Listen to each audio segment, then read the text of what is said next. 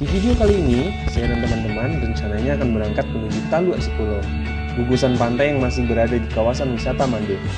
Untuk bisa ke sana, kita bisa menggunakan jasa perahu atau boat, atau alternatif gratis, yaitu jalan kaki sepanjang pantai Batu Kalang sampai ke Taluk Sikulo, yang bisa memakan waktu 1 jam lebih.